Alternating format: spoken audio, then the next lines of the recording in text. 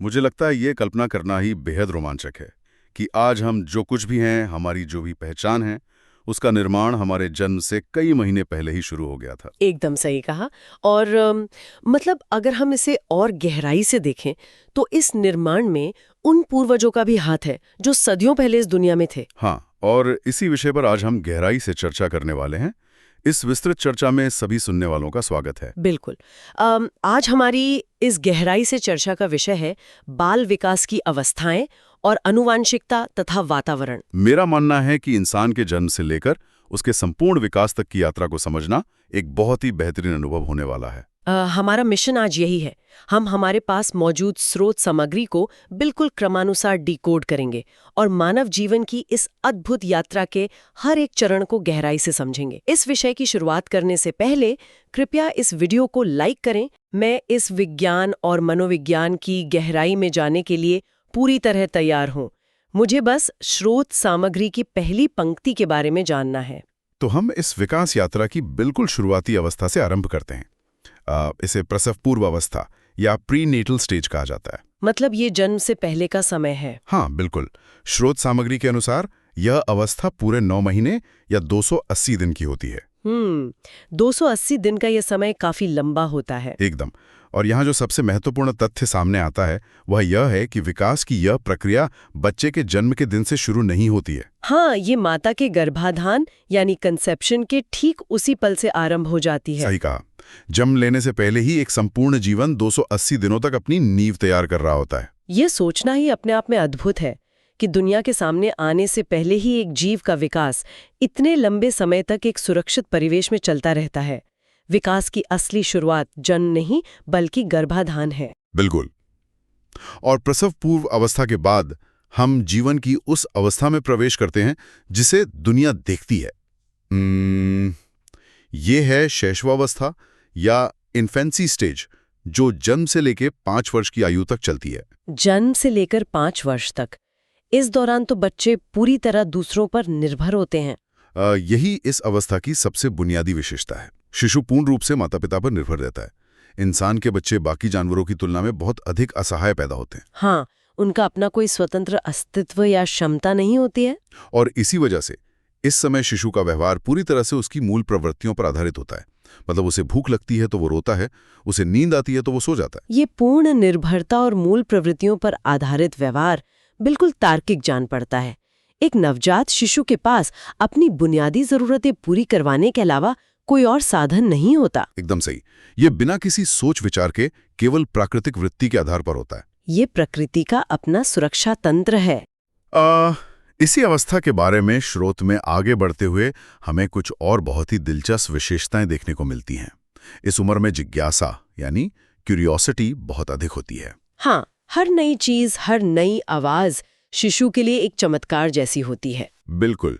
इसके साथ ही इस अवस्था में आत्म प्रेम की भावना या फीलिंग ऑफ सेल्फ लव का गहरा प्रभाव होता है।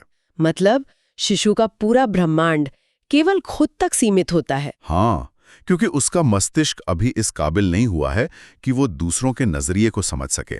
उसे लगता है कि दुनिया सिर्फ उसकी जरूरतों को पूरा करने के लिए है।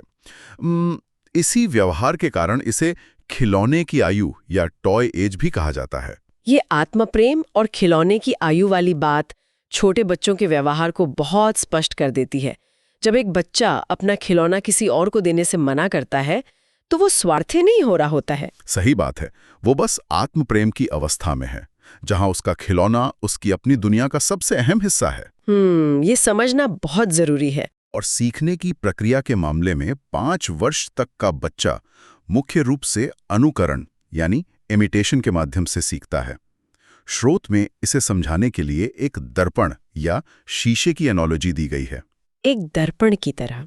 ये एनालॉजी बहुत सटीक लगती है। हाँ, जिस तरह एक दर्पण सामने रखी किसी भी चीज को जस का तस दिखा देता है, वो ये नहीं सोचता कि क्या सही है और क्या गलत। ठीक उसी तरह एक शिशु अपने आसपास के बड़ों के व्यवहार और हाव भाव की हूबहू नकल करता है। बिल्कुल। इस अनुकरण के पीछे कोई तर्क नहीं होता है। इसीलिए इस शैशवावस्था को अतार्किक चिंतन की अवस्था कहा जाता है। क्योंकि बच्चे के चिंतन में अभी तर्क या लॉजिक विकसित नहीं हुआ है। बच्चा बस चीजों को दोहरा रहा होता है। वो बस एक स्पंज की तरह बिना तर्क लगाए सब कुछ सोख रहा है। अब यहाँ से मानव मस्तिष्क एक बहुत बड़ी छलांग लगाता है। स्रोत के अनुसार हम 6 से 12 वर्ष की अवस्था में आते हैं, जिसे बाल्यावस्था या चाइल्डहुड स्टेज कहा गया है। एकदम सही। यहाँ चिंतन की प्रक्रिया पूरी तरह पलट जाती है। जो शिशु पहले दर्पण की तरह अतार्किक रूप से अनुकरण कर रहा था, वो अब तार्किक चिंतन या लॉजिकल थिंकिंग की ओर मुड़ जाता है। यह मानसिक बदलाव किसी चमत्कार से कम नहीं है। अतार्किक नकल से निकलकर तार्किक इंसान बनना एक बहुत बड़ी विकासवादी सफलता है। हाँ, वो अब चीजों के पीछे का कारण खोजना शुरू कर देता है। और इस बाल्यावस्था की अपनी कुछ बहुत ही विशिष्ट पहचानें हैं, जो स्रोत में लाइन बाय लाइन दी गई हैं। मुझे उन विशेषताओं के बारे में जानना है। सबसे पहले इसे आरंभिक स्कूल की एज कहा जाता है। इसके बाद एक बहुत ही दिलचस्प नाम आता है, गंदी अवस्था। गंदी अवस्था। यह स्कूली बच्चों के व्यवहार का सटीक वर्णन है, क्योंकि वे मिट्टी में खेलते हैं और अपने कपड़े गंदे करते हैं। बिल्कुल। इसे स्फूर्ति की अवस्था या स्मार्ट एज भी कहा जाता है, क्योंकि शारीरिक ऊर्जा इस समय अपने चरम पर होती है। और जहां पहले वाली अवस्था खिलौनों की आयु थी, वहीं ये 6 से 12 वर्ष का समय खेलों की अवस्था या गेम स्टेज कहलाता है। खिलौनों से खेलों की ओर जाना भी तार्किक चिंतन का ही एक बेहतरीन उदाहरण लगता है। खेलों में नियम होते हैं और दूसरे लोगों के साथ तालमेल बिठाना पड़ता है। ये बहुत ही सटीक अवलोकन है। स्रोत हमें बताता है कि इस अवस्था में एक और अनोखी प्रवृत्ति जन्म लेती है, जिसे संग्रहण या स्टोरेज की प्रवृत्ति कहा जाता है। चीजें इकट्ठी करना। बच्चे अक्सर कंकर, पत्ते या कार्ड्स इकट्ठे करते हैं। हाँ, और इसके साथ ही इसे टोली, समूह या गैंग की अवस्था कहा गया है। इन सभी तीव्र बदलावों के कारण ही इस पूरे चरण को जीवन का अनोखा काल या यूनिक पीरियड कहा जाता है। दोस्तों की टोली बनाना और चीजें इकट्ठी करना, ये दिखाता है कि बच्चा अब अपनी एक अलग पहचान बना रहा है। बिल्कुल। अब बाल्यावस्था की इस आज़ादी के बाद मानव जीवन एक बहुत ही जटिल मोड़ पर पहुंचता है।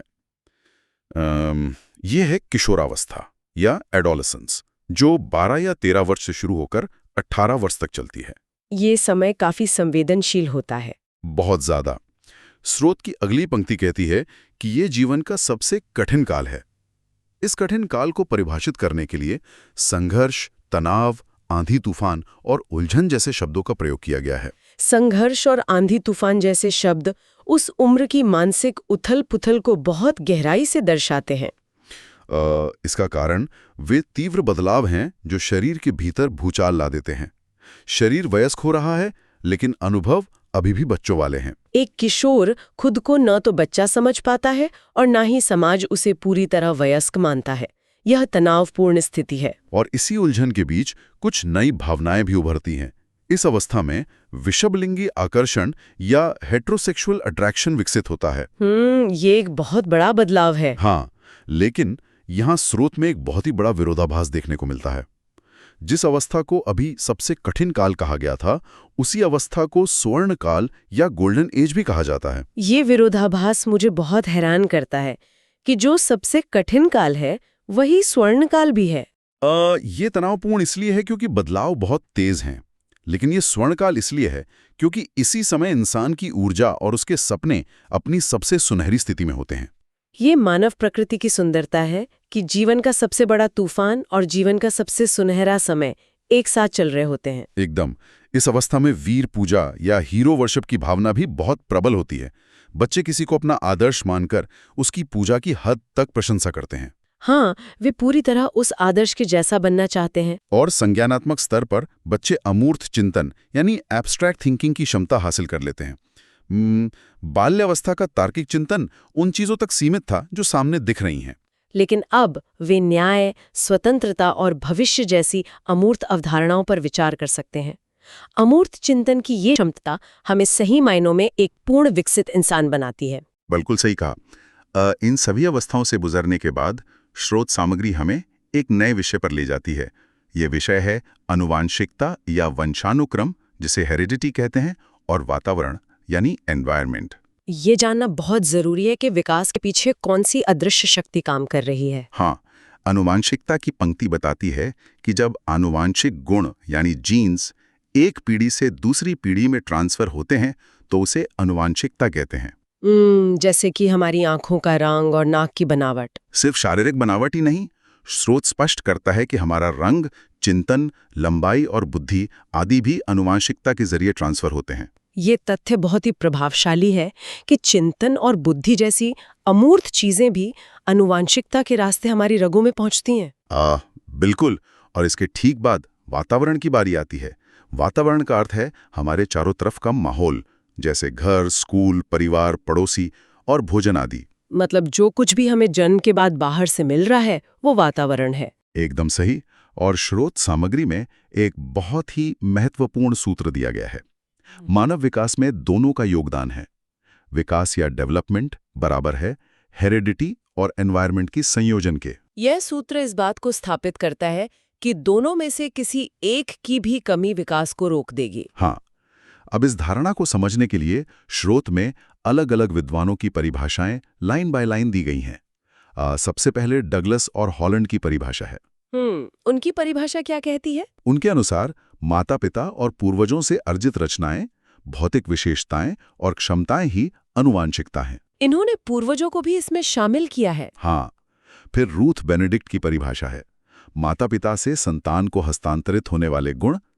इसके बाद जेम्स डेवर कहते हैं कि शारीरिक व मानसिक विशेषताओं का हस्तांतरण ही वंशानुक्रम है। यह ध्यान देने वाली बात है कि ये शुरुआती 3 परिभाषाएं पूरी तरह आनुवांशिकता पर केंद्रित हैं। बिल्कुल, लेकिन वुडवर्थ की परिभाषा अलग है।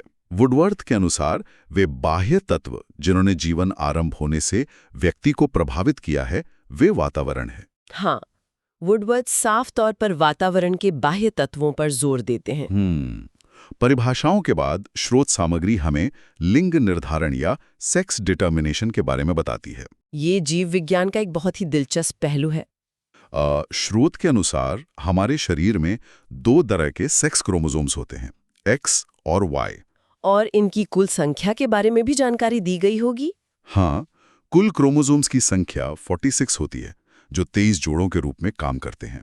64 क्रोमोसोम्स का ये गणित ही वो सूक्ष्म भाषा है जिसमें हमारा पूरा अस्तित्व लिखा हुआ है। एकदम सही। अब हम आनुवांशिकता के सिद्धांतों पर आते हैं, जिन्हें प्रिंसिपल्स ऑफ हेरिडिटी कहा जाता है।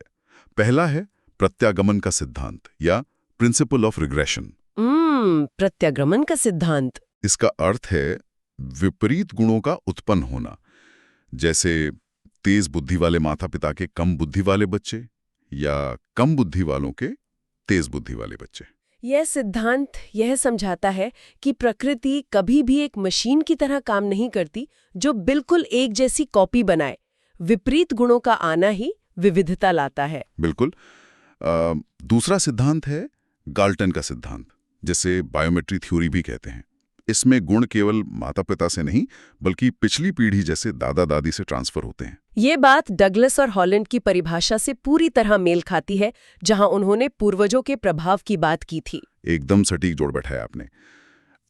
इसके बाद तीसरा है बीजमैन का सिद्धांत। ये सिद्धांत कहता है कि माता पिता से प्राप्त बीज कोश कभी खत्म नहीं होता।